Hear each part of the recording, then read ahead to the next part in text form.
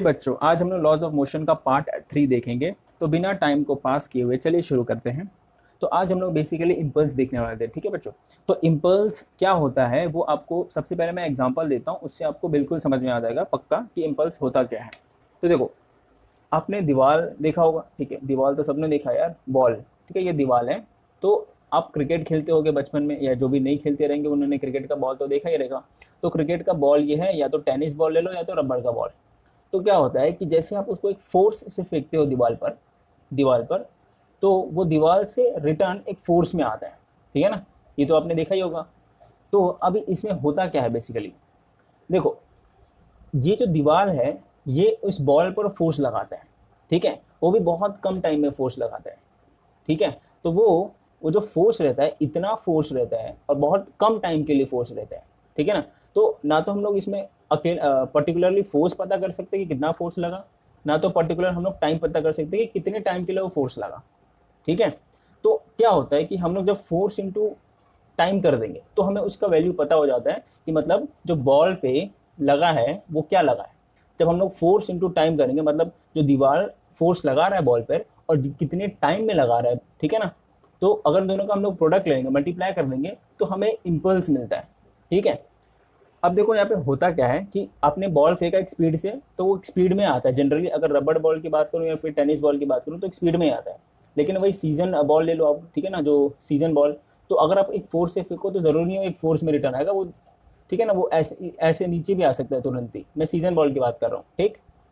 तो डिपेंड करता है कि वो मटेरियल कौन सा है, ठीक है, जिसपे इम्पल्स लग रहा है वो डिपेंड करता है कि वो मटेरियल है कौन सा। तो यहाँ पे जो आपको इम्पल्स मिला बच्चों, ये तो मैं आपको एग्जांपल बता रहा था, ठीक है। तो मैं इसको रफ करता हूँ। तो इम्पल्स एक ऐसी चीज होती है जिसमें बहुत लार्ज फोर्स लगता है। आप क्या बोल सकते हो, इम्पल्स जो होता है इसको हम लोग आई से डिनोट करते हैं यहाँ पर, ठीक है। इम्पल्स किसी किसी में जे से डिनोट किया हुआ रहता है, किसी किसी में आई से डिनोट किया हुआ रहता है, ठीक है। वो तो सिंबल है इम्पल्स का, तो आप कुछ भी ले लो, आप आई ले लो या फिर जे ले लो, तो मैं आई लेता हूँ यहाँ पर, ठीक। तो जो इम्पल्स होता है वो क्या होता है कि large force act for a small time, मतलब दोनों का प्रोडक्ट, ठीक है। तो ये आपका इम्पल्स होता है, ठीक है। तो देखो, अब इम्पल्स फोर्स इंटू टाइम मिला मुझे, ठीक। तो हाँ, आपको सेकेंड लॉ क्या पता है, what is second law, second law of motion, F is equals to, क्या पता है, बताओ बताओ बताओ, D P, delta P by delta T, यही है ना, change in momentum upon change in time, यही पता है आपको, ठीक। तो अगर मैं बात करूँ चेंज इन जो टाइम है बहुत छोटा है, ले लेते हैं, तो आपका क्या हो सकता है, एफ इंटू डेल्टा टी, मतलब एफ इंटू डेल्टा टी मतलब टाइम हो गया बेसिकली, या डी टी हो गया, इसको बोल सकते हैं। बहुत छोटे के लिए अपन क्या लिखते हैं, D P by D T लिखते हैं ना। जब टाइम आपका टेंस टू जीरो होता है तो D P by D T होता है, ठीक। तो force into D T is equal to क्या आता है, डी पी, ठीक। तो ये डी पी क्या है, ये डी पी बेसिकली है चेंज इन मोमेंटम, ठीक है। ये है आपका चेंज इन मोमेंटम, ये आपने देख लिया। तो मतलब फोर्स इंटू टाइम वो क्या रहेगा आपका, चेंज इन मोमेंटम भी रहेगा। तो इम्पल्स जो आपका फॉर्मूला मिला वो क्या मिला, फोर्स इंटू टाइम, मतलब लार्ज फोर्स एक्ट होता है शॉर्ट टाइम के लिए। तो अगर मैं बात करूँ, ना तो इसमें हम लोग पर्टिकुलर फोर्स पता कर सकते हैं, ना तो इसमें पर्टिकुलरली सिंगल टाइम पता कर सकते हैं। दोनों का मल्टीप्लीकेशन लेके ही हम लोग इम्पल्स पता कर सकते हैं, ठीक है ना, ये याद रखना। तो इसको मैं और क्या लिख सकता हूँ, इसको मैं लिख सकता हूँ चेंज चेंज इन मोमेंटम, ठीक है, चेंज इन मोमेंटम। इसको मैं ऐसा भी लिख सकता हूँ जैसा कि मैंने सेकेंड लॉ से देखा, ठीक है ना, सेकेंड लॉ। अब देखो, चेंज इन मोमेंटम मतलब क्या होता है, what is change in momentum, बताओ भाई। फोर्स इंटू टी हो गया, मतलब हो गया डेल्टा पी है बेसिकली, वो डेल्टा पी, डी पी मैंने लिया यहाँ पे, या डेल्टा पी। अगर लार्ज टाइम, मतलब जब टाइम टेंस टू जीरो नहीं है, टाइम ज़्यादा है, तो हम लोग डेल्टा पी लेते हैं, ठीक है। और जब टाइम टेंस टू जीरो है, मतलब शॉर्ट टाइम के लिए हम लोग डी पी लेते हैं। ये तो आपको मैं कई बार बता चुका हूँ। तो डेल्टा पी क्या होता है basically, final momentum minus initial momentum. अभी यहाँ पे सिर्फ हम लोग स्केलर क्वांटिटी की बात कर रहे हैं, ठीक है ना, वेक्टर की बात नहीं कर रहे हैं, याद रखना। मतलब हम लोग वेक्टर फॉर्म में नहीं ले रहे, सिर्फ स्केलर फॉर्म में ले रहे हैं। इसके लिए मैं ऊपर वेक्टर नहीं लगा रहा हूँ यहाँ पर, सिर्फ स्केलर फॉर्म में ले रहे हैं, ठीक है, मतलब सिर्फ मैग्नीट्यूड वाइज ले रहे हैं। तो हम लोग चेंज इन मोमेंटम भी इसको लिख सकते हैं, ठीक। अब देखो, मोमेंटम का फॉर्मूला क्या होता है, मोमेंटम का फॉर्मूला क्या होता है, हमने देखा था, मास इंटू वेलोसिटी होता है। तो बाय मोमेंटम का फॉर्मूला इसको हम लोग क्या लिख सकते हैं, m2v2 माइनस m1v1। तो देखो कितने सारे इम्पल्स के फॉर्मूला मिल गए, ठीक है ना। इम्पल्स क्या होता है, force into time, force into time क्या होता है, चेंज इन मोमेंटम, मतलब p2 माइनस p1। मतलब m2v2 माइनस m1v1, ठीक है। तो आप इम्पल्स को इस सारे फॉर्मूला में लिख सकते हो, एफ इंटू टी, ये हो गया चेंज इन मोमेंटम मतलब डेल्टा पी, और इसको मैं ऐसा भी लिख सकता हूँ P2 माइनस P1। तो ये सारे आप फॉर्मूला लिख लेना, ठीक। ओके, तो यहाँ पे आप क्या लिख सकते हो, P2 माइनस P1, और ये हो गया M2V2 माइनस M1V1, ठीक है। तो ये इम्पल्स के सारे फॉर्मूला आ जाएंगे, ठीक है, मतलब चेंज इन मोमेंटम आपका सारे फॉर्मूले बन जाएगा। ओके, तो ये बहुत ही इंपॉर्टेंट फॉर्मूला है, याद रखना ये सारे। अगर चेंज इन मोमेंटम है, मतलब चेंज इन मोमेंटम भी आया है तो आप फोर्स इनटू टाइम लिख सकते हो, चेंज इन मोमेंटम आया तो आप इम्पल्स लिख सकते हो, चेंज इन मोमेंटम आया तो आप M2V2 माइनस, मतलब सारा इक्वल है, सही है ना। कोई भी मैं फॉर्मूला कैसे भी लगा सकता हूँ इसमें।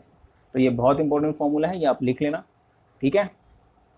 ओके, तो देखो बच्चों, इम्पल्सिव फोर्स का यहाँ पे डेफिनेशन है आपके टेक्स्ट बुक में, क्या लिखा है कि a large force acting for a short time, मैंने बताया था बड़ा फोर्स रहता है, शॉर्ट टाइम के लिए एक्ट करता है, to produce a finite change in momentum. तो जैसा कि हमारा फॉर्मूला आया था चेंज इन मोमेंटम, ठीक है ना, is called an impulsive force, ठीक है। तो ये इम्पल्सिव फोर्स का डेफिनेशन है, याद रखना, आप नोट कर लो, चाहिए तो।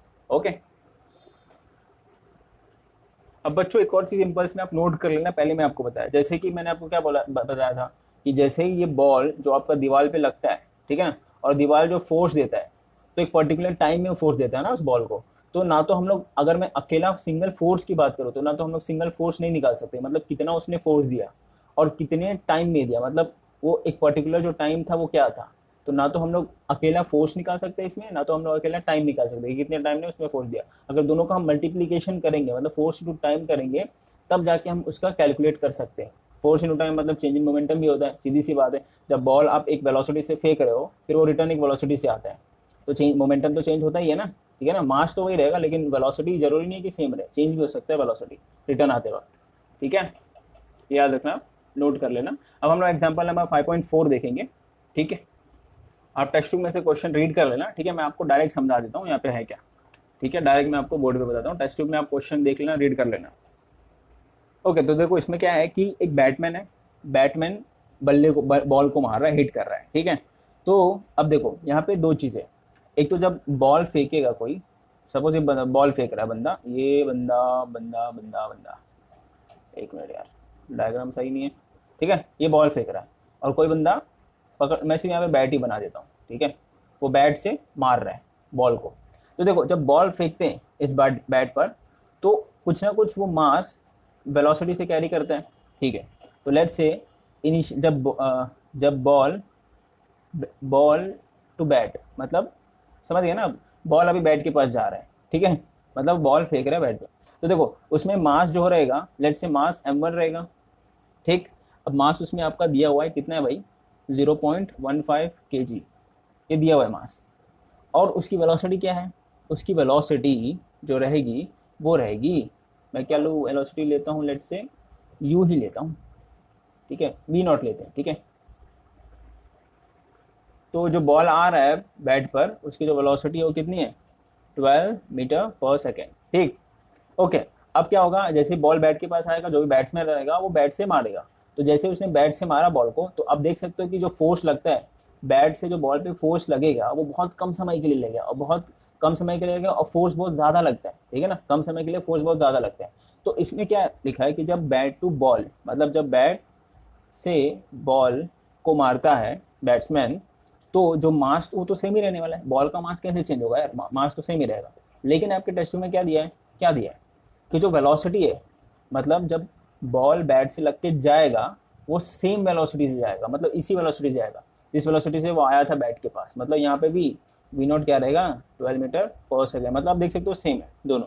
तो उसमें पूछा व्हाट इज द इम्पल्स, ठीक है, मतलब जब ये बैट बॉल को मारेगा तो इम्पल्स तो लगेगा ना, सीधी सी बात है, फोर्स लग रहा है, यहाँ पे फोर्स लग रहा है, बैट से बॉल को फोर्स लग रहा है, वो भी बहुत कम समय के लिए, तो इम्पल्स तो लग ही रहा है, सीधी सी बात है, इम्पल्स है वहाँ पे। तो आपको पता है इम्पल्स, इम्पल्स, हाँ स्पेलिंग राइट है, ठीक है, मैं ये रफ कर देता हूँ। तो देखो इम्पल्स हम लोग क्या देखे थे, इम्पल्स हम लोग चेंज इन मोमेंटम भी देखे थे, याद है ना, फोर्स इनटू टाइम तो था, लेकिन चेंज इन मोमेंटम भी था। ये मैं आपको स्टार्टिंग में फॉर्मूला बता चुका हूँ, मेरे को बार बार बताने की जरूरत नहीं है, ठीक है। मोमेंटम, तो चेंज इन मोमेंटम क्या होता है, m2v2 माइनस m1v1 होता है, सीधी सी बात है, ठीक है। अब देखो जब बॉल टू बैट होता है तो m1 हम लोग लेते हैं, मतलब ये जब यहाँ से यहाँ जा रहा है, जब यहाँ से यहाँ पे रिटर्न जाता है बॉल, हम लोग लेट्स से 2 ले लेते हैं इसको, ठीक है, और ये हम लोग V1 ले लेते हैं, ठीक है। यहाँ पे V1 और V2 सेम रहेगा क्योंकि यहाँ पे क्वेश्चन में दिया है, ठीक। तो देखो M1 M2 V2 क्या है भाई। अब बच्चों एक और चीज़ याद रखना, जो V2 है ये आपका वेलोसिटी है, ठीक है ना। तो वेलोसिटी तो सेम है, बट बॉल यहाँ से यहाँ पे आ रहा था तो ये डायरेक्शन था, लेकिन अब बैट से लग के बॉल रिटर्न उसी ऑपोजिट डायरेक्शन में जा रहा है, तो ये माइनस हो जाएगा, ठीक है। तो ये चीज़ आप नोट कर लेना, मतलब जब, ठीक है ना, समझ गए ना, बैट बॉल मतलब जब बॉल बैट से लग के रिटर्न जा रहा है तो माइनस रहेगा कि ऑपोजिट डायरेक्शन में जा रहा है। तो हम लोग क्या लिख सकते हैं, M2 V2, मतलब M2 यहाँ पे है 0.15, V2 मतलब माइनस ले लो आप, -12, ठीक। M2 V2 ये हो गया, माइनस ये भी minus M1 V1 same 0.15 into 12। सो ये अगर कैलकुलेट करें, यहाँ पे मैं साइड में कैलकुलेट करता हूँ तो क्या आता है, इम्पल्स ही मैं कैलकुलेट कर रहा हूँ, इन दोनों को मल्टीप्लाई करो तो क्या मिलेगा, -1.8 और ये -1.8, ठीक। तो ये -1.8 3.6 हो जाए, मतलब -3.6। अब ये इम्पल्स है, ठीक है ना, इम्पल्स। तो इम्पल्स का हम लोग यूनिट क्या बोल लेंगे। अब देखो सीधी सी बात है, इम्पल्स आपका एक होता है फोर्स इंटू टाइम, ये भी होता है। तो फोर्स का यूनिट क्या होता है, न्यूटन होता है, टाइम का यूनिट क्या होता है, सेकेंड। तो इम्पल्स का जो यूनिट होगा वो न्यूटन सेकेंड होगा, तो ये हो गया -3.6 न्यूटन सेकेंड, ठीक। अब देखो यहाँ पे ये माइनस क्या मुझे बताएगा, यहाँ पे देखो इसका अगर मैं मैग्नीट्यूड बोलूँ, सिर्फ अगर मैं मैग्नीट्यूड में लूँ तो 3.6 न्यूटन सेकेंड रहेगा, क्या, इम्पल्स, ठीक है। बट ये माइनस मुझे क्या बताएगा, माइनस मुझे ये बताएगा कि ये जो इम्पल्स लग रहा है, इम्पल्स जो लग रहा है वो ऑपोजिट डायरेक्शन में जा रहा है, मतलब बॉल बैट के पास आ रहा था लेकिन बैट ने बॉल को ऑपोजिट डायरेक्शन में भेज दिया, ठीक है ना। तो ये माइनस मुझे वो चीज़ बताएगा। तो आपका इम्पल्स मैग्नीट्यूड वाइज में ये होगा। और यहाँ पे नीचे क्या लिख सकते हो कि जो बॉल है वो किस तरफ जा रहा है, वो direction from batsman to ball की तरफ जा रहा है, ऐसे जा रहा है। ये माइनस मुझे वही बताएगा, ठीक है, तो याद रखना। ओके भाई, तो चलो हम लोग नेक्स्ट वाले पे आते हैं, 5.6 topic, Newton's third law of motion. तो बच्चों Newton's third law of motion पे आने से पहले हमने न्यूटन सेकंड लॉ देखा, ठीक है। तो न्यूटन सेकंड लॉ में हमने क्या देखा था कि जब नेट एक्सटर्नल फोर्स लगता है किसी बॉडी पे, ठीक है ना कुछ अगर वैल्यू रहेगा तो वहाँ पे एक्सेलरेशन भी आता है, याद है ना, यही था second Newton second law of motion, ठीक। तो अब हम यहाँ पे ये देखेंगे न्यूटन थर्ड लॉ में कि जब फोर्स लगता है किसी भी बॉडी पर तो वो कैसे लगता है, वो किसके थ्रू लगता है, ठीक है, ओके। जो एक्सटर्नल फोर्स की जो ओरिजिन है, मतलब अगर इसमें बात करूँ, इस पर नेट फोर्स कुछ ना कुछ लग रहा है इस बॉडी पर, तो जो फोर्स लग रहा है वो किस, मतलब उसका ओरिजिन क्या है, कैसे लग रहा है, क्यों लग रहा है, ठीक। अब हम ये देखेंगे, फोर्स तो लग रहा है, ये हमने सेकेंड लॉ में देखा था। अब देखो इसके लिए मैं एग्जाम्पल लेता हूँ एक, कि सपोज एक फुटबॉल, जो मैंने एग्जाम्पल शायद इसके पहले भी दिया हुआ है, तो एक फुटबॉल है, अगर आप फुटबॉल को किक करते हो, ठीक है ना, पाँव से आप अगर फुटबॉल को, यार पाँव कैसे बनाते हैं, ठीक है, पाँव जैसे भी है, पाँव समझ लो, टांग से मैं किक कर रहा हूँ फुटबॉल को, ठीक है। तो जैसे आप फुटबॉल को किक करते हो वो मोशन में हो जाता है, ठीक। ये मैंने एग्जांपल लिया हुआ था। तो यहाँ पे क्या होता है कि आप फुटबॉल को किक कर रहे हो, हाँ ये तो बराबर सही है, तो क्या फुटबॉल भी आपको किक करेगा, ठीक है। ये यहाँ पे क्वेश्चन है, यहाँ पे क्वेश्चन क्या है कि जब आप फुटबॉल को किक करते हो मतलब उस डायरेक्शन में, तो क्या फुटबॉल भी इस डायरेक्शन में कुछ ना कुछ तो फोर्स देगा, क्योंकि आप उसको डायरेक्शन में फोर्स दे रहे हो, तो फुटबॉल भी आपको एक डायरेक्शन में फोर्स देगा, ठीक है। तो ये हमने देखने के लिए, तो ये हमने क्या देखा यहाँ पे, हमने देखा कि किसी भी बॉडी में, मतलब यहाँ पे जो फुटबॉल पे फोर्स जो लग रहा है वो किसी दूसरे बॉडी की वजह से लग रहा है, मतलब ये टांग की वजह से, पाँव की वजह से लग रहा है ना। ये हमने यहाँ पे ये देखा, क्या देखा कि फुटबॉल पे जो भी फोर्स लगेगा वो किसी दूसरे बॉडी की वजह से ही उस पर फोर्स लगेगा, ठीक। तो वो मोशन में आएगा, इतना समझा। तो अब हमने ये क्या देखा कि ये देखने के बाद हमने ये देखा क्या फुटबॉल भी इस पाँव को फोर्स देगा कि नहीं देगा। तो उसके लिए हम वापस एक और एग्जांपल लेते हैं, ठीक है। एक दूसरा एग्जांपल क्या लेंगे, ये समझा ना। यहाँ पे अभी मैंने आपको क्या बताया कि कोई भी अगर किसी भी बॉडी पर, जैसे मैं फुटबॉल लिया था, उस पर अगर वो मोशन में आ रहा है तो वो मोशन में क्यों आ रहा है, क्योंकि उस पर नेट एक्सटर्नल फोर्स लग रहा है। अब वो जो नेट एक्सटर्नल फोर्स लग रहा है वो कोई ना कोई दूसरा बॉडी लगा रहा है, दैट इज वो आपका पाँव लगा रहा है, ठीक है ना, दूसरे बॉडी की वजह से उस पर फोर्स लग रहा है, ये याद रखना। तो ये मैंने अभी ये देखा। तो हमको क्वेश्चन अभी क्या है कि क्या ये बॉडी जो फुटबॉल था वो इस पर किक, मतलब उस पर फोर्स लगाएगा क्या, मतलब पाँव पे फोर्स लगाएगा कि नहीं लगाएगा, ठीक। तो हमने वो क्वेश्चन है अभी। तो उसके लिए एक मैं एग्जांपल लेता हूँ यहाँ पर। अब वो एग्जांपल आपको समझ में आ जाएगा मैं किस चीज़ का ले रहा हूँ। आपने स्प्रिंग देखा होगा, स्प्रिंग तो आपने सब लोगों ने देखा होगा, ठीक है ना, स्प्रिंग कहीं ना कहीं आपने देखा होगा। तो ये स्प्रिंग है, तो अगर इसको आप प्रेस करोगे दोनों जगह से फोर्स लगा के प्रेस करोगे तो आपको उंगलियों पे एक फोर्स लगता है, ठीक है ना, स्प्रिंग की वजह से उंगलियों पे भी फोर्स लगता है। तो आप जैसे इस तरह फोर्स लगा रहे हो या आप लगा रहे हो तो स्प्रिंग भी आपको उस तरह फोर्स लगाता है, ठीक है, तभी आपको यहाँ पे आपको थोड़ा हैवीनेस महसूस होता रहेगा, ठीक है, उंगलियों पे। तो इससे हमने क्या देखा कि जब बॉडी कांटेक्ट में रहता है, मतलब अभी पाँव, जब मैं फुटबॉल किक कर रहा था तो भी मेरा पाँव फुटबॉल से कांटेक्ट में था, ठीक है ना, मेरा पाँव। अब यहाँ पे जब उंगली से मैं आप स्प्रिंग को प्रेस कर रहा हूँ तो भी यहाँ पे मेरा कांटेक्ट में, ठीक है ना, स्प्रिंग मेरा कांटेक्ट में उंगली से। तो ये तो बात हो गई कांटेक्ट फोर्सेस की, ठीक है। कांटेक्ट फोर्सेस में क्या होता है कि रिटर्न फोर्सेस लगते हैं दोनों तरफ आज। बट मैं अगर बात करूँ नॉन कांटेक्ट फोर्सेस की, अगर मैं बात करूँ नॉन कांटेक्ट फोर्सेस की, तो इसमें क्या होगा, अब देखते हैं जरा इसमें क्या होगा। तो जैसे कि मैंने अभी आपको बताया कि अपने टेरेस पे जाके पत्थर को फेंक दिया, ठीक है ना, तो वो नीचे आता है। अब क्या होता है कि ये नॉन कांटेक्ट फोर्स की बात कर रहा हूँ मैं, ठीक है ना, एक मिनट इसको मैं रफ कर दूं। तो देखो क्या होता है कि वो पत्थर नीचे आता है।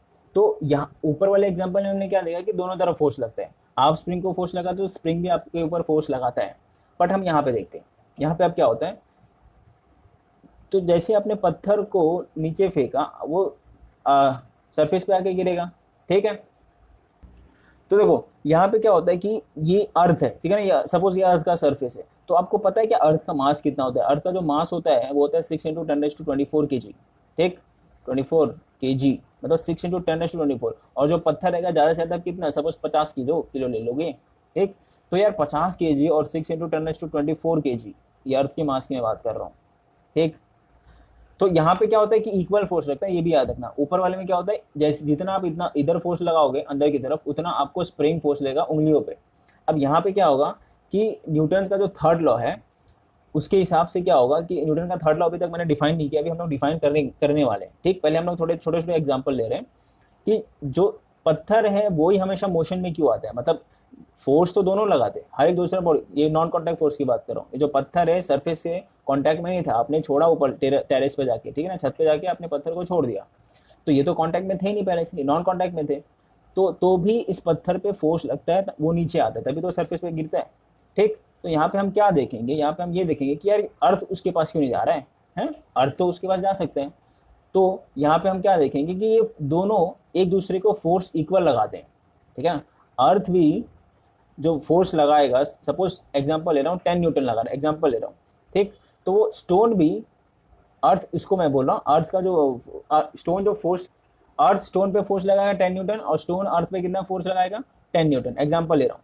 तो यहाँ पे आप देखोगे कि फोर्स इक्वल ही रहता है, दोनों का फोर्स हमेशा इक्वल रहेगा, लेकिन आपका स्टोन ही क्यों मूव करता है, बिकॉज ऑफ मास। यहाँ पे एक फैक्टर आ गया मास। ये देखो स्टोन का जो मास है वो बहुत कम रहेगा यार एज कम्पेयर टू अर्थ, ठीक है ना, क्योंकि अर्थ का 10⁻²4 मतलब 10⁻²4 मतलब कितना जीरो होगा यार 1 के आगे, ठीक।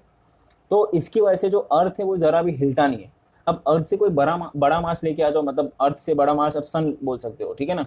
तो अब आप देख सकते हो ना, सन थोड़ी ना घूमते अर्थ के राउंड, अर्थ आपका घूमता है सन के राउंड। तो ये भी आप देख सकते हो, क्योंकि जो सन का मास है वो अर्थ से भी ज़्यादा है, ठीक है, तभी वो आपका अर्थ घूमता है सन के राउंड। लेकिन अगर कोई अर्थ के अंदर कोई पत्थर फेंक दो, किसी को भी फेंक दो, तो अर्थ से ज़्यादा मास का है नहीं, सीधी सी बात है। तो इसके लिए वो अर्थ की तरफ ही जाएगा ना, अर्थ उसके पास नहीं जाएगा, ठीक है। तो यहाँ पे नॉन कॉन्टैक्ट में भी हमने फोर्स में देखा कि हाँ ये दोनों एक दूसरे पे फोर्स लगाते हैं। बड़ा मास मतलब जो आपका अर्थ है वो स्टोन पे फोर्स लगाया, स्टोन है, और अर्थ पे फोर्स लगाया, स्टोन भी, ठीक है। तो यहाँ से हमें क्या मालूम पड़ा कि जो फोर्स है बच्चों, फोर्स वो, तो बच्चों हमको यहाँ से क्या मालूम पड़ा, यहाँ से ये मालूम पड़ा, ये जो एग्जाम्पल अभी तक जो मैं ले रहा था, इससे मुझे क्या मालूम पड़ा, इससे मुझे ये मालूम पड़ा कि अगर ये बॉडी इस बॉडी पर फोर्स लगाती है, ठीक है ना, तो जितना ये बॉडी इस पर फोर्स लगाएगी, सेम अमाउंट ऑफ फोर्स ये भी बॉडी इस पर लगाएगी, ठीक है। तो ये आप बिल्कुल याद रखना। तो यहाँ पे अगर मैं एग्जांपल लूँ कि सपोज ये बॉडी ए है, ये बॉडी बी है, ये इसके अंदर ही लिख देता हूँ मैं, ये बॉडी ए है, ये बॉडी बी है। तो अगर ये फोर्स ऑन बी, यहाँ पे आप बोल सकते हो कि बी इस पे फोर्स लगा रहा है, तो force on A due to B, ऐसा हम लोग लिखते हैं। अगर बी इस पे ए पे फोर्स लगा रहा है तो force on A due to B, अपन फोर्स को ऐसा लिखते हैं, याद रखना, ठीक है ना, नोट कर लेना। और इसको हम लोग इस पे ये वाले फोर्स को क्या लिखेंगे कि ऊपर वाले को मैं रफ कर दूं जरा, ठीक। इसको हम लोग क्या लिखेंगे, ए बी पर फोर्स लगा रहा है ना, तो आप क्या लिख सकते हो कि force on B due to A, B पे लग रहा है फोर्स ए की वजह से। तो यहाँ पे जो फोर्स रहेगा, force on A due to b, you can say is equals to minus of force on B due to a. ठीक है, माइनस क्यों रहेगा? क्योंकि डायरेक्शन अपोजिट है। ये इधर फोर्स लगा, अगर सपोज मैं ये इधर फोर्स लगा रहा है तो ये इधर फोर्स लगा रहा है, दोनों का डायरेक्शन अपोजिट है। ठीक है, तो ये आप इसको ऐसा भी लिख सकते हो, force on B due to A is equals to minus force on A due to B.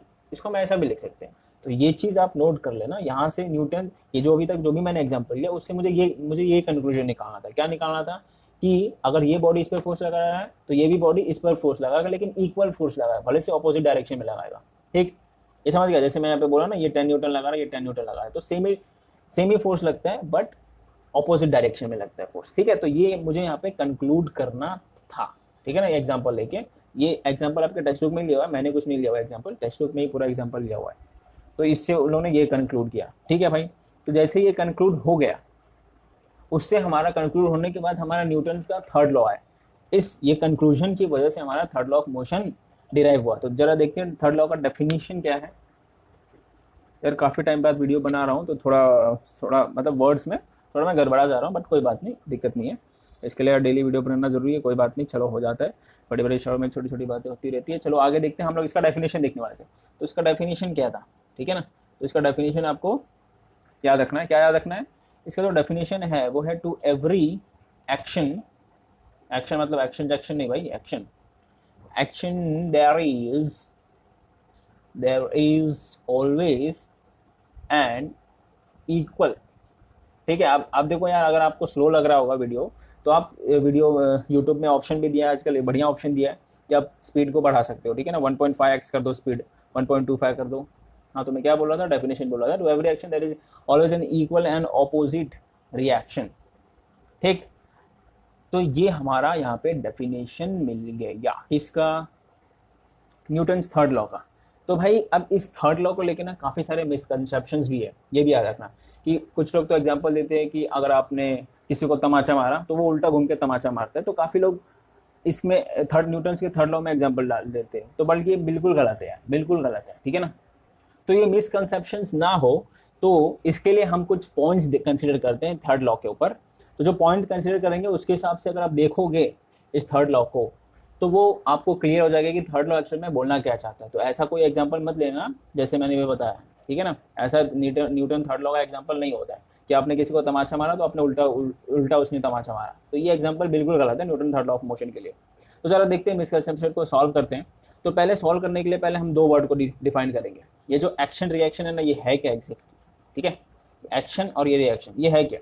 तो हम पहला पॉइंट जो डिफाइन करेंगे कि ये जो एक्शन रिएक्शन जो टर्म है ये कुछ नहीं है बल्कि वो फोर्स टर्म है। ठीक है, जैसे अभी हम लोगों ने एग्जांपल लिया, वो क्या फोर्स टर्म है? वो ये वही फोर्स टर्म है जो अभी तक हम लोग देख रहे थे यार, अभी तक एग्जांपल लेके मैं आपको बता रहा था ना, वही फोर्स टर्म है कि अगर मैं बोलूँ बॉडी ए बॉडी बी पर फोर्स लगा रहा है, ठीक, तो ये एक्शन कर रहा है। ठीक है, ये क्या कर रहा है? एक्शन। और रिएक्शन क्या करेगा? बी आपका रिएक्शन, बी भी ए पर फोर्स लगाएगा, ये हो गया आपका रिएक्शन। तो ये एक्शन रिएक्शन यहाँ पे क्या थे? ये दोनों बेसिकली फोर्स ही थे। ठीक है, तो ये जो एक्शन रिएक्शन जो टर्म है उसको हम लोग फोर्स ही बोलेंगे। ठीक, तो ये पहला मिसकंसेप्शन दूर हो गया कि ये बेसिकली ये फोर्स होता है और कुछ है नहीं। तो इसको हम लोग एक और डेफिनेशन में क्या लिख सकते हैं? ठीक, एक और डेफिनेशन में क्या लिखेंगे कि force always occur in pairs. मतलब अगर ये इस पे फोर्स लगा रहा है तो ये भी इस पे फोर्स लगा रहा है, इसको हम लोग बोलेंगे force always occur in pairs. ठीक है, force on body A, you can say force on body B by A is equals to, ऐसे मैंने आपको बताया था, force on body A on due to B. ठीक है ना, फोर्स ऑन बॉडी ए ये आप करेगा बी से ए की तरफ फोर्स, तो फोर्स ऑन, तो ये मैं उल्टा लिख दिया।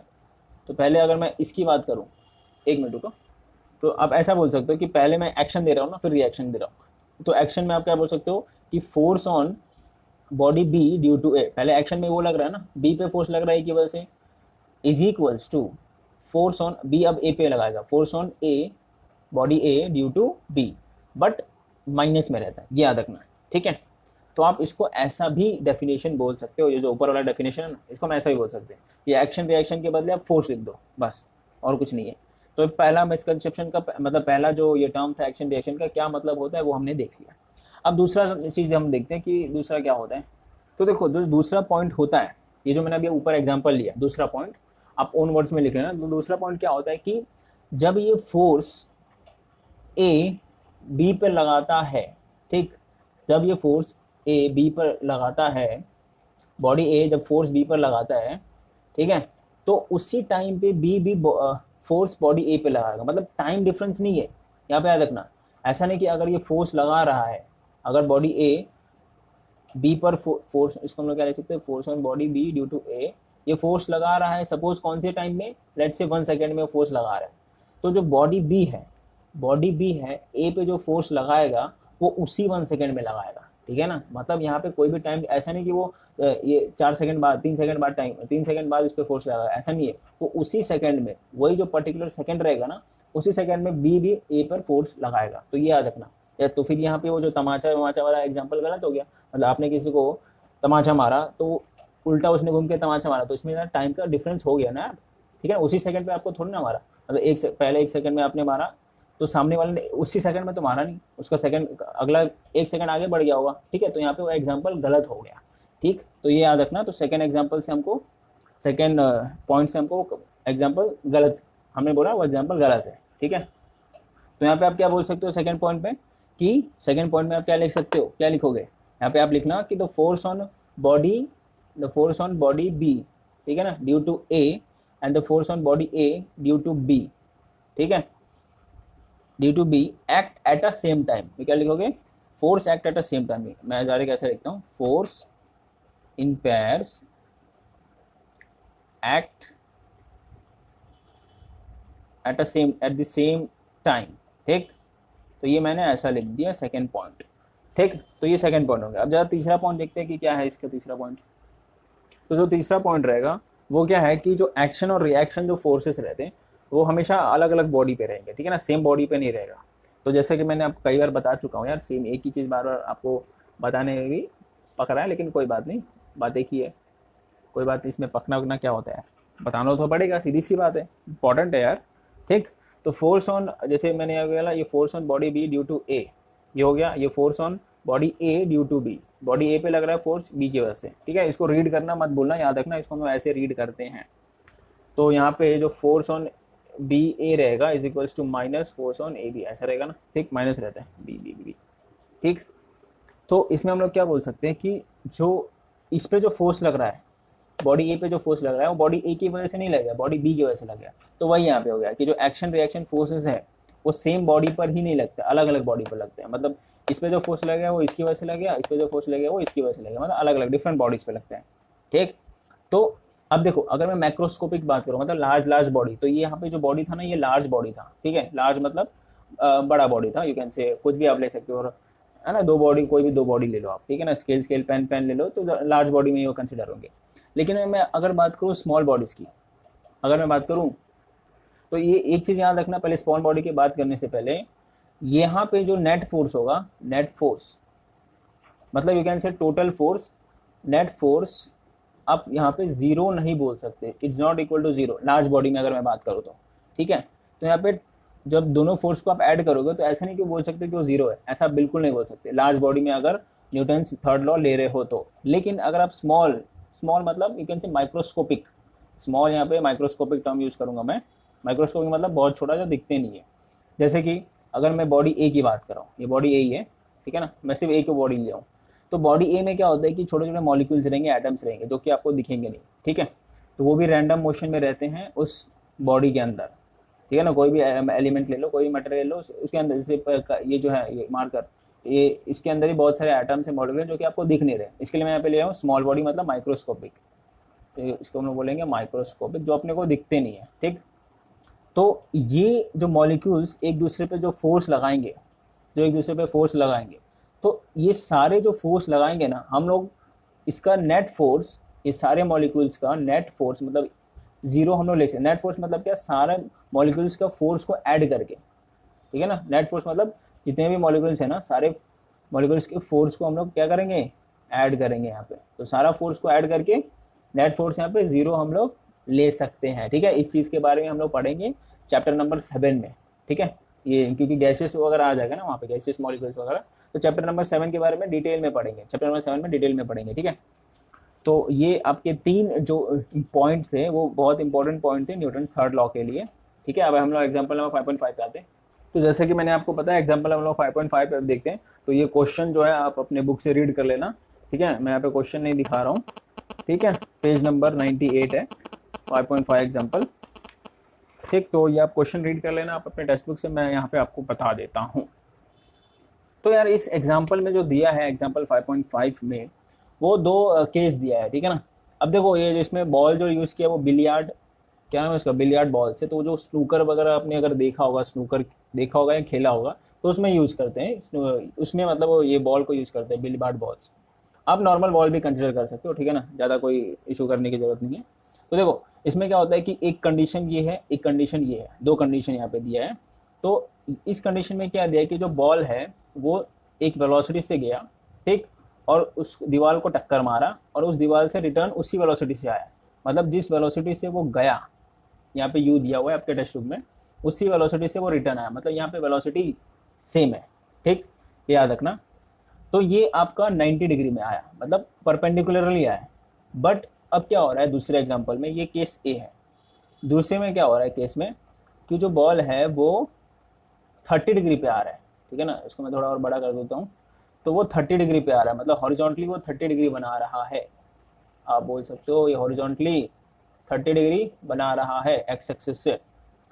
तो बॉल 30 डिग्री से आ रहा है, यहाँ पे वो रिबाउंड करेगा, ठीक है ना, रिटर्न आएगा। मोमेंटम चेंज, मोमेंटम तो यहाँ पे तो वेलोसिटी सेम ही है, तो momentum you can say same ही रहेगा, चेंज नहीं होगा, क्योंकि वेलोसिटी सेम है ना यार, तो मोमेंटम कैसे चेंज होगा, ठीक। वैसे तो ज़्यादातर मोमेंटम कंजर्व्ड होता है, वो अपन देखेंगे, मोमेंटम कंजर्वेशन ऑफ मोमेंटम वो अपन बाद में टॉपिक में देखेंगे, इसके अगला वाला टॉपिक है।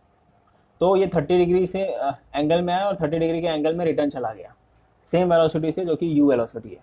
तो इसमें पूछा गया है 2 चीज़ें पूछी है। पहला चीज़ क्या पूछा है कि डायरेक्शन ऑफ फोर्स क्या है, इसका डायरेक्शन ऑफ फोर्स, अच्छा किसकी वजह से, किसकी वजह से, ऑन द बॉल, ठीक, ड्यू टू बॉल, मतलब बॉल की वजह से, ड्यू टू बॉल, ये एक चीज़ पूछा है। तो ये चीज़ तो मैं अभी पहले ही सॉल्व कर देता हूँ, फिर अपन नेक्स्ट वाला सॉल्व करते हैं।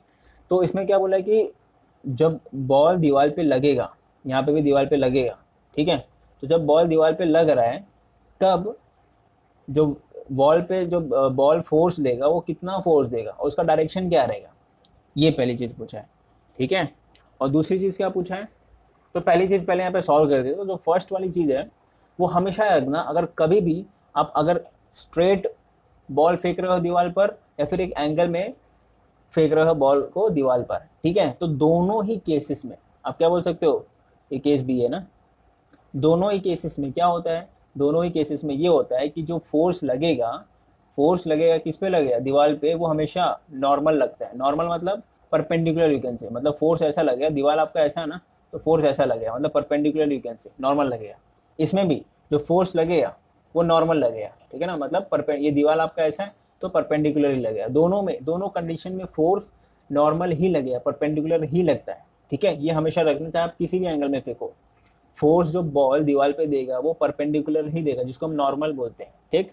तो ये पहली चीज़ यहाँ पे सॉल्व हो गई। अब दूसरी चीज़ क्या पूछी है, दूसरी चीज़ ये लोगों ने ये पूछा है कि ratio, find ratio of magnitude of impulses. मतलब यहाँ पे डायरेक्शन की बात नहीं की है, मैग्नीट्यूड मतलब हम लोग माइनस माइनस जरूरी नहीं है, कंसिडर करेंगे, ठीक है ना। Magnitude of impulses imparted to the ball, imparted, ठीक, to the ball by the ball, ball by the ball. इसका मतलब क्या पूछा है कि दोनों का आपको रेशियो निकालना है, ठीक है ना, किसी भी एक पर्टिकुलर का रेशियो निकालना है, दोनों का मिला के रेशियो निकालना है। किसका, जो भी इम्पल्स बॉल दे रहा है बॉल को, मतलब जो भी इम्पल्स देगा, मतलब अब सीधी सी बात है ना, बॉल यहाँ पे कुछ ना कुछ फोर्स देगा ना बॉल को, यहाँ पे भी बॉल कुछ ना कुछ तो अपोजिट फोर्स देगा ही बॉल को, तो दोनों का रेशियो अपने को निकालना है, दिस बाय दिस, ठीक है, ये समझा। इसका रेशियो, ये इम्पल्स का रेशियो डिवाइड बाय ये इम्पल्स का रेशियो, ये इसका रेशियो निकालना है। तो पहली चीज़ तो सॉल्व हो गई। अब दूसरी चीज़ यहाँ पे सॉल्व करते हैं। तो देखो यहाँ पे 2 केस था, एक केस ए था, एक केस बी मैंने रफ कर दिया था, ठीक है। तो हम लोग दूसरी वाली चीज़ सॉल्व कर रहे हैं। तो देखो दूसरी वाली जब सॉल्व करने के लिए ना हमको मोमेंटम देखना पड़ेगा, क्योंकि ये दीवार बॉल पे इस तरफ मोमेंटम लगाएगा, क्योंकि चेंज इन मोमेंटम होगा, और इस तरफ चेंज इन मोमेंटम इस तरफ होगा, मतलब इम्पल्स लगाएगा यू कैन से। अब मैंने स्टार्टिंग में आपको बताया इम्पल्स क्या होता है। इम्पल्स आपके 3-4 फॉर्मूले आते हैं। इम्पल्स होता है फोर्स इंटू टाइम होता है, दूसरा चेंज इन मोमेंटम भी होता है, ठीक है ना, ये याद है ना। चेंज इन मोमेंटम को मैं m2v2 माइनस m1v1 मतलब final momentum minus initial momentum भी लेता हूँ। ये मैंने स्टार्टिंग में आपको इम्पल्स का बता दिया हूँ। इम्पल्स याद रखना, हमेशा इम्पल्स शॉर्ट टाइम के लिए लगता है और फोर्स ज़्यादा रहता है जिसमें, तो ये तो मैंने आपको पहले बता चुका हूँ। तो केस ए में, मतलब ये वाले केस में हम देखेंगे ज़रा इम्पल्स क्या क्या आता है, मतलब मोमेंटम क्या आता है, क्योंकि हमको पता है इम्पल्स क्या होता है, चेंज इन मोमेंटम होता है, तो हम चेंज इन मोमेंटम ही देखेंगे और कुछ नहीं देखेंगे। तो देखो यहाँ पे लेट से वो बॉल का मास मैं ले लेता हूँ m, ठीक है, बॉल का जो मास रहेगा वो m रहेगा। दोनों में बिली बार्ड बॉल्स मतलब दोनों का मास सेम ही है, याद रखना, बिली बार्ड बॉल्स मतलब दोनों का मास सेम। वापस 2 बार रिपीट कर दिया इस चीज़ को मैं। देखो केस ए में क्या होता है कि ये सिर्फ एक्स डायरेक्शन में चल रहा है, वाई डायरेक्शन में यहाँ पे कुछ है नहीं, कुछ भी ट्रैवलिंग नहीं है, ठीक है। तो मैं अगर बात करूँ यहाँ पे along x axis, momentum along x axis क्या रहेगा, बताओ क्या रहेगा, मास इनटू वेलोसिटी। ये इसको मैं बोल सकता हूँ इनिशियल मोमेंटम, यू कैन से p1x ले लेते हैं, ठीक है ना, p1 ये x मतलब अलोंग x p1x किधर लूँ मैं, 1 मिनट रुक जाओ, चलो ठीक है 1 छोड़ो, अपन इनिशियल फाइनल ले लेते हैं, ठीक है ना। px मतलब मोमेंटम अलोंग x एक्सिस, क्योंकि ये x एक्सिस पे रहेगा, और इनिशियल मतलब जब वो बॉल इस तरफ दीवार की तरफ जा रहा है तब क्या होगा, सिंपल, मोमेंटम क्या होता है, मास इनटू वेलोसिटी, यही होगा ना। अब वो इस डायरेक्शन में जा रहा है, मतलब पॉजिटिव डायरेक्शन में जा रहा है, तो हम लोग इसको प्लस ही में ही रखेंगे, ठीक है। मैं केस ए की बात करूँ, पता केस बी पे नहीं आया हूँ। तो केस बी में अगर मैं बात करूँ, केस ए में, सॉरी केस बी की अभी मैं बात नहीं कर रहा हूँ। तो केस ए में आपका initial momentum along Y axis क्या है बताओ, वहाँ पे मास तो है, वाई एक्सिस में कोई ट्रैवलिंग हो रहा है बॉल का, नहीं, वाई एक्सिस में कुछ ट्रैवलिंग नहीं हो रहा, तो इसके लिए वो मास इंटू वेलोसिटी जो अलोंग वाई एक्सिस रहेगा वो 0 हो जाएगा, तो 0 आ जाएगा, सीधी सी बात है। Momentum along x axis final, अब हम लोग फाइनल देखते हैं, फाइनल, ठीक है ना। अगर आपको समझ में आ रहा होगा तो इसको चीज़ को स्पीड में भी आप कर सकते हो। तो फाइनल मोमेंटम देखते हैं अलोंग एक्स एक्सिस, वो क्या होगा, तो फाइनल मोमेंटम जब दीवार से टक्कर मार के बॉल रिटर्न आ रहा है, तो फाइनल मोमेंटम भी सेम है, बट डायरेक्शन अपोजिट है, तो minus m into you. Velocity दोनों में सेम है ना, मैंने अभी स्टार्टिंग में बताया था, चीज जब जा रहा है वेलोसिटी, जब आ रहा है, दोनों का वेलोसिटी सेम है। अब अलोंग वाई था ना यार, along Y axis, sorry along Y axis, हम लोग केस ए की बात करें तो यहाँ पे सिर्फ एक्स एक्सिस के अलोंग ही ट्रैवलिंग हो रहा है, वाई एक्सिस में कुछ भी नहीं हो रहा है। फाइनल वाई एक्सिस का मोमेंटम क्या रहेगा, मास इंटू वाई एक्सिस में कोई ट्रैवल वेलोसिटी नहीं है, चल ही नहीं रहा है, ठीक है ना, तो 0। तो यहाँ पे हमने केस ए, मतलब इस केस में हम लोग ने ये चीज़ देखा, तो ये चीज़ आप नोट कर लेना, याद रख लेना, ठीक है। बट एक और चीज़ देखना पड़ेगा कि एक्स कॉम्पोनेंट में आपका क्या आएगा मोमेंटम, ठीक है, you can say impulse along x component, you can say along x axis ले लो यार, x कंपोनेंट काफ़ी बड़ा हो जाएगा, ठीक है। तो इम्पल्स क्या होता है, चेंज इन मोमेंटम होता है, मतलब final momentum minus initial momentum, यही होगा ना, p final minus p of x, क्योंकि हम लोग x एक्सिस कर रहे हैं, तो x तो यहाँ पे लिया है तो x लेने की जरूरत नहीं है, फाइनल f ही लेता हूँ मैं खाली, p of f minus p of i, तो p ऑफ f कितना है, माइनस एम व्यू, इसको बोल सकते हैं कि माइनस 2mu है, ये कितना है, माइनस 2mu, तो ये चीज़ आप नोट कर लेना।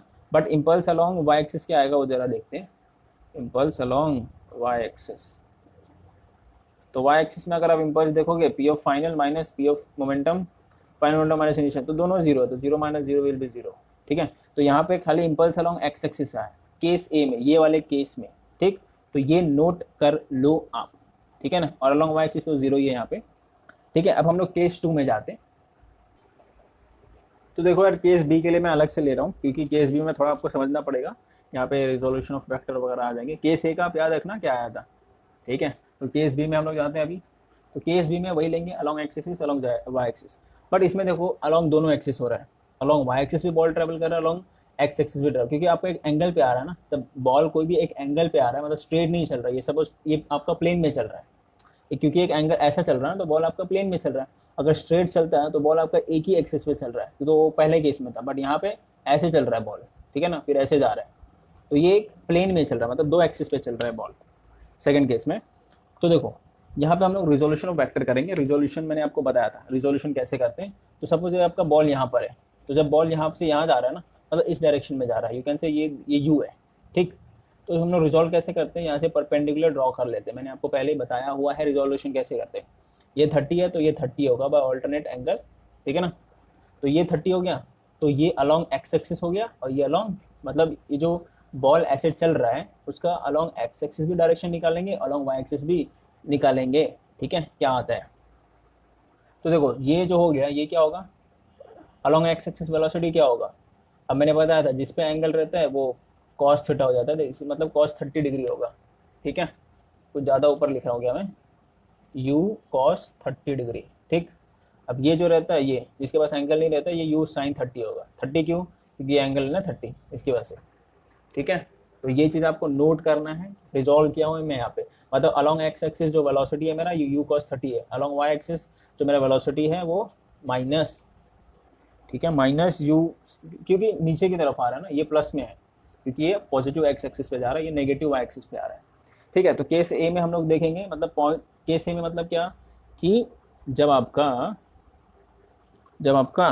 क्या, जब आपका बॉल उस तरफ जा रहा है तो momentum on x axis, initial momentum along x axis will be what, बताओ। इनिशियल मतलब जब बॉल उस तरफ जा रहा है, दीवार की तरफ जा रहा है, तो वही होगा आपका पहला वाला, मैं केस वही ले रहा हूँ, जब बॉल दीवार की तरफ जा रहा है। जब बॉल दीवार की तरफ जा रहा है तो अलोंग एक्स एक्सिस जो मोमेंटम होगा मास इनटू वेलोसिटी होगा, वेलोसिटी अलोंग एक्स एक्सिस होगा। तो वेलोसिटी अलोंग एक्स एक्सिस क्या है, यू कॉस 30 डिग्री, ठीक है, याद रहेगा, यू कॉस 30 डिग्री, ये चीज़ नोट कर लेना, बहुत इंपॉर्टेंट चीज़ है। और ये उस डायरेक्शन में जा रहा है मतलब प्लस एक्सिस, तो ये प्लस यहाँ पे रहेगा, तो लेने की ज़रूरत नहीं है। अब पी ऑफ एक्स ही देखते हैं, फाइनल तो हम लोग बाद में देखेंगे, फाइनल मतलब जब रिटर्न आएगा। अब अलॉन्ग वाई एक्सिस का हम लोग ज़रा देखते हैं, इनिशियल, ठीक है। इनिशियल मतलब जब वो जा रहा है, फाइनल मतलब जब वो वहाँ से आ रहा है, ठीक है। इनिशियल मतलब जो जब दीवार की तरफ जाता है, फाइनल मतलब जब दीवार से टक्कर मार के रिटर्न आता है। तो अलॉन्ग वाई एक्सिस का जरा देखते हैं, mass into velocity, velocity along Y axis क्या है, माइनस यू साइन थीटा, तो माइनस को मैं बाहर लिख देता हूँ, ये माइनस हो गया यू साइन 30 डिग्री, ठीक है। तो ये इनिशियल हो गया। अब दोनों का हम लोग फाइनल लेते हैं, along x axis final, along axis final हो गए, तो ये आपका फाइनल होगा। तो फाइनल को भी रिजॉल्व करना पड़ेगा, ये तो इनिशियल था, तो इनिशियल को रिजॉल्व करके हमने देख लिया। अब फाइनल को रिजॉल्व करते हैं जरा, ठीक है। फाइनल को रिजॉल्व हम लोग यहीं पे करेंगे, इस पॉइंट पे, ठीक है। फाइनल को रिजॉल्व हम लोग, तो मैं जरा इस पॉइंट को यहाँ पे लेता हूँ, ये पॉइंट है आपका, यहाँ से यहाँ जा रहा है, ठीक है। वेलोसिटी यहाँ से यहाँ जा रहा है, तो इसको रिजॉल्व करने के लिए, इस वेलोसिटी को रिजॉल्व करने के लिए एक नीचे की तरफ रहेगा और एक ऐसे रहेगा, मतलब एक्स एक्सिस में ये ऐसा रहेगा, वाई एक्सिस में नीचे की तरफ। तो देखो एंगल की तरह एंगल ये 30 डिग्री है, तो ये क्या हो जाएगा, ये हो जाएगा यू कॉस 30 डिग्री। अब ये नेगेटिव डायरेक्शन में जा रहा है, नेगेटिव एक्स एक्सिस, तो माइनस, ये भी नेगेटिव डायरेक्शन में ही है वाई एक्सिस का कॉम्पोनेंट, तो ये होगा U minus U sine 30 degree, ठीक है। तो ये फाइनल वाले, तो मोमेंटम, फाइनल मोमेंटम वाला एक्सिस क्या होगा, मास इनटू वेलोसिटी, बट वो माइनस में होगा, क्यों, देख लो ना, नेगेटिव एक्स एक्सिस डायरेक्शन में, cos 30, p of y along y axis momentum along y axis क्या होगा भाई, फाइनल मोमेंटम, तो y एक्सिस का यही हो गया, हम लोग y एक्सिस का कंसिडर कर रहे हैं, याद रखना, तो ये भी माइनस में ही होगा, सीधी सी बात है, u sin 30, ठीक है। तो ये नोट कर लो आप, ये नोट किया, ओके। तो ये रिजोल्यूशन ऑफ वेक्टर मैंने आपको पहले ही बता चुका हूँ वेक्टर्स, इसके पहले वाले चैप्टर में, तो ये मुझे बार बार बताने की जरूरत नहीं है इस चीज़ को। तो देखो ये चीज़ मैं रफ कर रहा हूँ, ठीक है, राइट साइड वाला, ओके, नोट कर लेना, क्योंकि मैं अब चेंज इन, हम लोग अलॉन्ग एक्स कॉम्पोनेंट का अलग से देखेंगे, जैसे उसमें देखा था केस, अरे यार सॉरी, ये केस बी में ले रहा था ना, देखो मैं केस ए लिखा हूँ, केस बी, ठीक है यार, अब कोई है नहीं सामने से बताने वाला, सर आपने गलत किया है भैया, आपने गलत लिया है, तो फिर सीधी सी बात है, कैमरे में रिकॉर्ड हो रहा है तो मालूम नहीं पड़ता है, ठीक है। तो छोटी छोटी गलतियाँ हो जाती है यार। तो चलो हम लोग इसका एक्स कॉम्पोनेंट लिखते हैं, मतलब momentum, you can say impulse, impulse मतलब चेंज इन मोमेंटम, है ना, इम्पल्स अलोंग एक्स एक्सिस, तो इम्पल्स अलोंग एक्स एक्सिस क्या आएगा, final momentum along x axis की बात करूँ तो फाइनल अलोंग एक्सिस मतलब final momentum minus initial momentum, तो हम लोग को अलोंग सिर्फ एक्स एक्सिस का फाइनल मोमेंटम देखना है, मतलब ये है minus m u cos 30 degree, और एक्सिस का ये देखो तो एम यू कॉस, वही चीज़ है, ठीक है, मैं थोड़ा आगे लिखता हूँ क्योंकि शायद कैमरे में दिखेगा नहीं वो। P f final along x axis है, ये चीज़ है, माइनस है यार, एक minute, minus m u cos 30 minus along axis initial momentum क्या है, एम यू कॉस 30, तो ये देखो माइनस माइनस माइनस 2 हो जाएगा, -2 एम यू कॉस 30 डिग्री, ठीक है। अब इम्पल्स अलॉन्ग हम लोग वो देखते हैं वाई एक्सिस, क्योंकि एक्स एक्सिस तो देख लिया, लॉन्ग वाई एक्सिस, तो देखो ये क्या होगा, final momentum minus initial momentum, okay. तो वही final momentum long axis y axis क्या है, ये चीज़ें, minus m u sine 30 minus initial momentum long axis, तो ये माइनस में, वो भी माइनस में ही है क्योंकि हम लोग बीच में माइनस करते हैं, याद है ना, एम यू साइन 30, तो देखो ये माइनस माइनस प्लस हो जाएगा, तो ये दोनों मिला के माइनस माइनस प्लस हो गया, तो जब ये प्लस हो गया तो ये तो जीरो हो गया, तो देखो इम्पल्स अलॉन्ग वाई एक्सिस भी जीरो आया। तो केस ए था उसमें भी impulse along Y axis zero आया था, याद है ना, याद है कि नहीं, और केस बी में भी impulse along Y axis zero ही आया, खाली इम्पल्स अलॉन्ग एक्स एक्सिस दोनों आए। अब देखो इम्पल्स अलॉन्ग एक्स एक्सिस दोनों के आ गए, अब दोनों इम्पल्स का हमको रेशियो लेना है, यही हमको सेकंड फाइंड करना था, है ना। तो यार ये मैं रफ कर रहा हूँ ऊपर से, उसके बाद मैं आपको बताता हूँ आगे।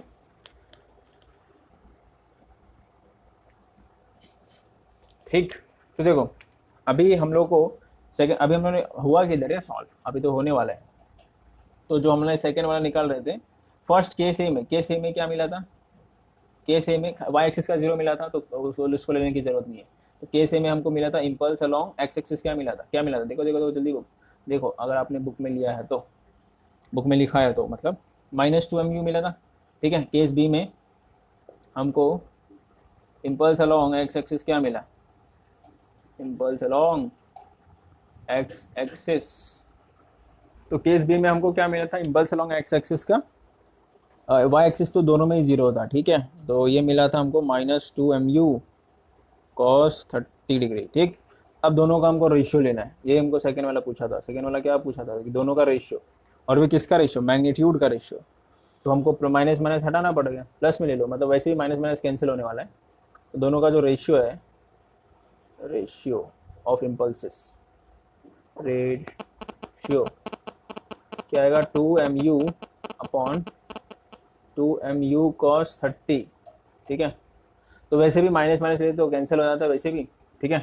तो ये हो गया 2 MU 2 MU गया, कॉस 30 क्या होता है, कॉस 30 इज √3/2, तो ये 1/√3/2 होगा, तो ये ऊपर आएगा तो हो जाएगा 2/√3। तो ये दोनों का इम्पल्स का रेशियो मिला, अगर इसको डिवाइड करते हो, √3 की वैल्यू होती है 1.71, दोनों को डिवाइड करोगे तो मिलेगी 1.2, ठीक है, ओके। तो ये हमको सेकंड वाला फाइंड करना था, ठीक है। तो ये समझा कैसे किया, ओके, तो ये याद रखना, ठीक है। अब 5.7 टॉपिक से, that is conservation of momentum, next part में देखते हैं, पार्ट 4 में, ठीक है, ओके। तब तक के लिए गुड बाय।